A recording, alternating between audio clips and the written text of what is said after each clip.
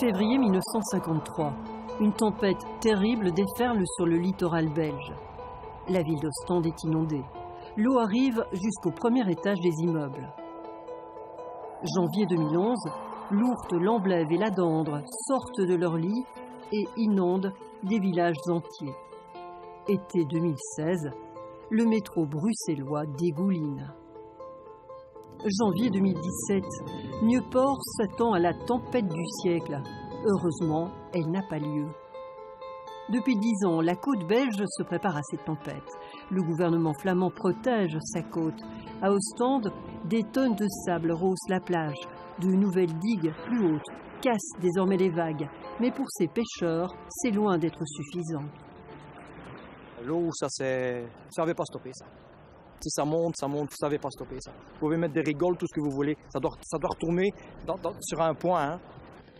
À 42 ans, Peter dirige depuis quelques mois les travaux d'aménagement de notre littoral. Nous le retrouvons au port de Blankenberg. Il ne partage pas la résignation des pêcheurs. Het is natuurlijk onze taak om ons te beschermen tegen die kracht van de natuur. Als afdeling kust hebben we de bevoegdheid om ons te beschermen tegen die stormen, tegen de zee. Ja, we kunnen niet zomaar achterover gaan zitten en zeggen van de natuur is de natuur. We kunnen ons er niet tegen beschermen. We nemen maatregelen om zo goed mogelijk beschermd te zijn tegen die 1000-jarige storm. Sans ces mesures, la mer du Nord pourrait entrer profondément dans les terres et tout inonder jusqu'à Bruges. Près de 38 km de digues sont actuellement en cours de construction. La moitié de notre littoral sera rehaussée d'ici 2020. Des travaux évalués à 300 millions d'euros. Ils vont bon train à Blankenberg. Hier is besloten om stormmuurtjes te bouwen rond de ganse haven om eigenlijk het achterland te beschermen. Voici à quoi ressemblera le port une fois terminé.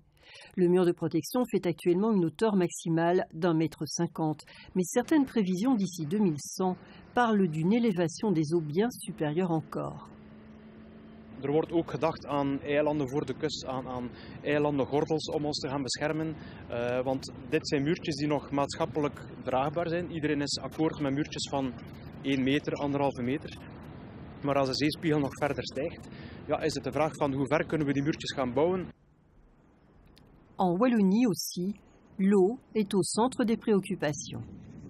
Les crues et leurs conséquences sur les digues de nos cours d'eau sont modélisées dans ce laboratoire pour mieux prévenir le danger. Au bord de l'Ourthe, ces chercheurs disposent aussi d'outils de mesure.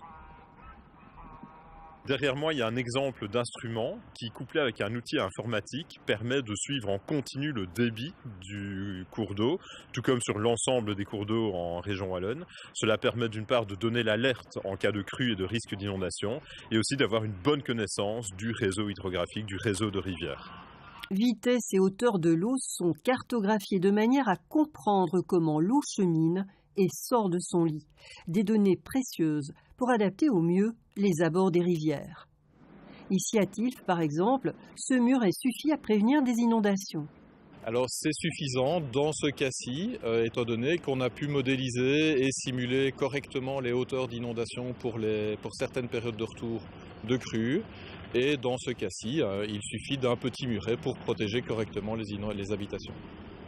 Le pont de Tilf repose actuellement sur 2 pieds, mais ils sont un obstacle qui ralentit le cours de la rivière. À l'avenir, ce pont sera reconstruit et enjambera l'Ourthe directement d'une rive à l'autre.